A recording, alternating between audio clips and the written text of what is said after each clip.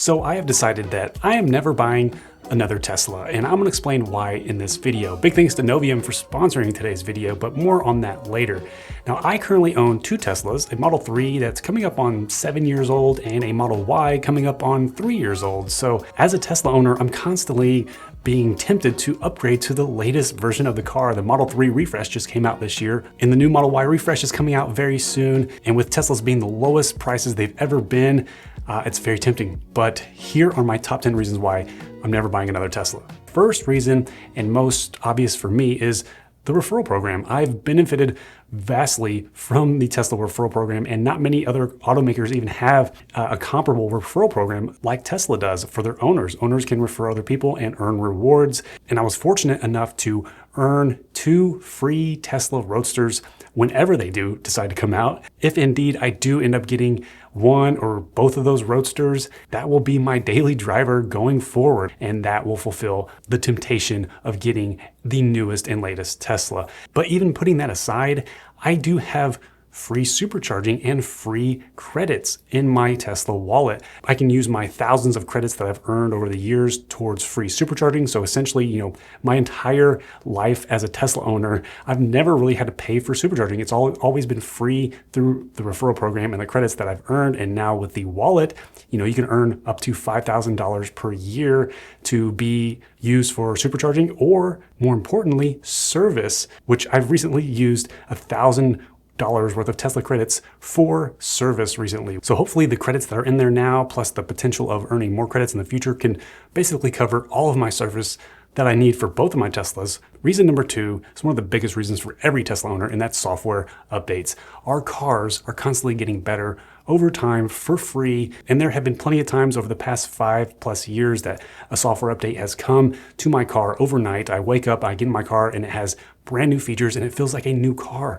And it happens like pretty much every few months or every year at least, where I get some sort of new upgrade for the software that makes it feel refreshed and makes it feel new. And I get that sort of feeling of having a new car, even if it's just short-lived. It does fulfill that feeling and keep me from being tempted to buy a newer car just based on getting some new feature, because the software updates are constantly coming in for both of my cars, and it's amazing.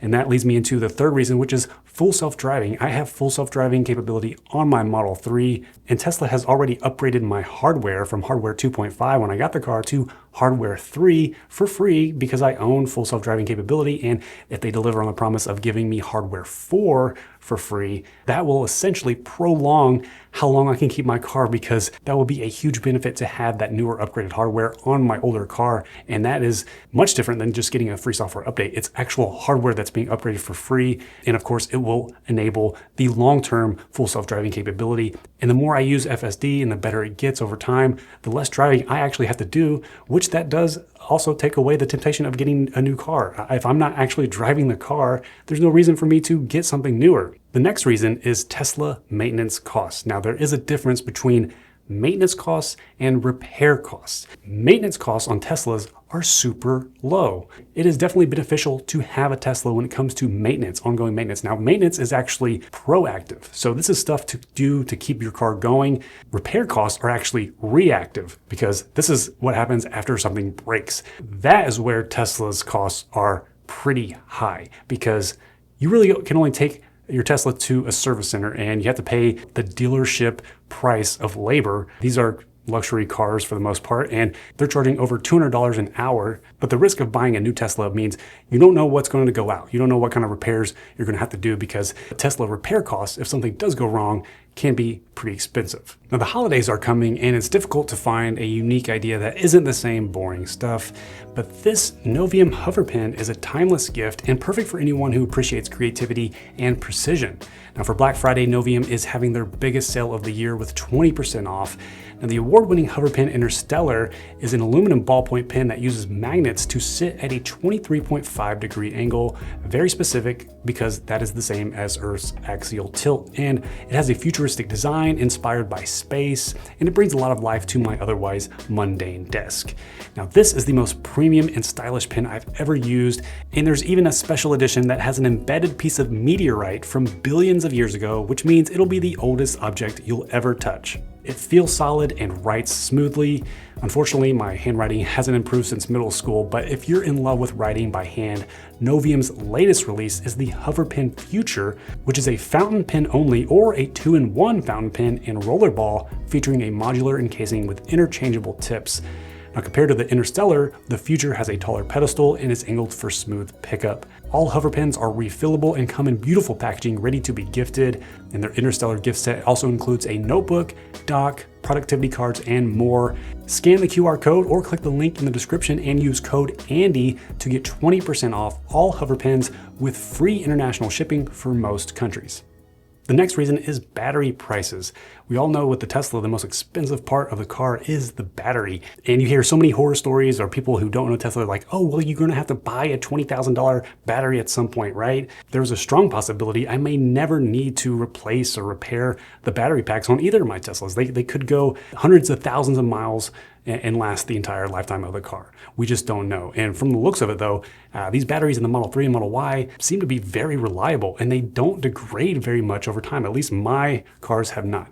I still have 90% of my battery life on my 6+ year old Model 3, and my Model Y battery still is around 300 miles of range after 2.5 years. But right now, you can get a third-party battery replacement from places like Resell for around $7,000. And with battery prices constantly coming down, you could probably expect to pay even less than that 5 years from now. So the longer I go that I don't need a battery replacement, the more it is in my favor because battery prices will be cheaper in the future.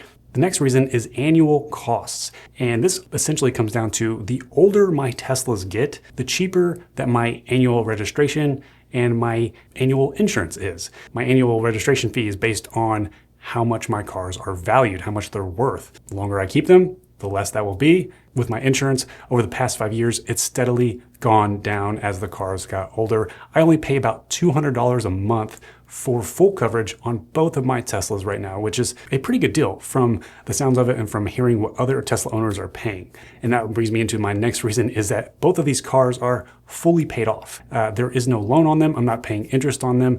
And if I go out and get a new car right now, I'm most likely going to have to take out a loan, and the loan rates are not that good right now. So basically, I've put $100,000 into both of these cars total, and the only way to get my money's worth is to keep the cars as long as possible. And that's my ultimate goal when it comes down to buying these cars in the first place. I wanted to buy a car where I didn't have to buy gas anymore, and that would last me for years, and that it had low maintenance costs. But one of the downsides of buying a Tesla that I didn't foresee too much when I bought it was the depreciation. Yeah, these things have depreciated like crazy. Both of my cars have. I just did a trade-in value estimate with Tesla for both of my cars. And the Model 3, that estimate came in at $10,000 from Tesla. And my 2-year-old Model Y came in at $25,000 trade-in value. And I bought that for over $50,000. So cut in half over 2 years. The depreciation for Teslas is crazy high because of all the reasons I listed. You know, the Tesla's constantly pushing out software updates and they're refreshing their cars, and they're just getting better, while also Tesla is kind of lowering the price on the newer cars. So Tesla's offering newer cars at lower prices. So of course that's going to kill depreciation. And that brings me to my next reason, which is range. A lot of people like to upgrade to newer EVs because they want more range. And like I said earlier, the battery health on both of my Teslas have been relatively good over time. And I also don't need more range because my philosophy is Tesla and other third-party organizations are constantly adding more and more fast charging stations for traveling. And that's the only time that range really comes into play because for the most part, I'm charging at my house overnight and that covers my day-to-day driving, no problem. But if I'm out on a road trip, I need to rely on superchargers. Well, with more superchargers popping up, I don't think I'll ever have a problem getting to where I need to be on 250 miles of range, or maybe even 200 miles of range at the absolute worst case scenario. I think range is going to be less and less important as more and more fast charging stations appear in all these locations across the nation, which they are. And my last but not least reason is we don't need more space because we're not having any more kids. We are capped at 2 kids right now. The second and final one is coming very, very soon, and I just got snipped, okay? Currently recovering, thank you for asking. We don't need more space. That's another big reason why people upgrade to newer cars. They need bigger cars, more space, more storage, more seating. With my Model Y, we got the roof rack thanks to the referral program, and now we can add more storage on top if we ever need it. So the Model Y is a great family vehicle and will serve our family, I think, for a long, long time. So those are my top 10 reasons for never planning to buy another Tesla ever again in my life. But that could change. I don't know. That doesn't mean I'm not going to like check out the new cars. Just please stay tuned, subscribe. I'm going to review as many new EVs, especially new Teslas, as they come out. I'm definitely going to try to get my hands on the new refresh Model Y Juniper that's coming in 2025. And of course, hopefully that Roadster comes, right? We'll see. 2028, maybe. 2030 sounds nice, right? 2030 Roadster. We'll see how it goes. Thank you so much for watching. My name is Andy. I'll talk to you in the next one.